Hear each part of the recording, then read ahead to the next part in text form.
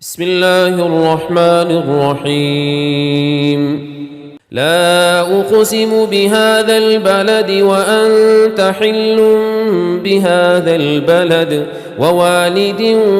وما ولد لقد خلقنا الإنسان في كبد أيحسب أن لن يقدر عليه أحد يقول أهلكت مالا لبدا أيحسب أن لم يره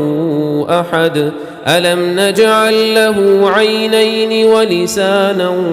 وشفتين وهديناه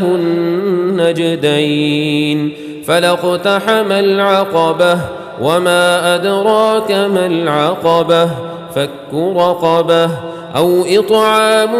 في يوم ذي مسغبة يتيما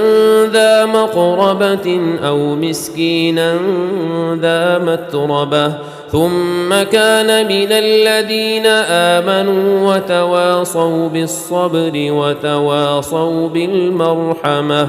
أولئك أصحاب الميمنة والذين كفروا بآياتنا هم أصحاب المشأمة عليهم نار مؤصدة.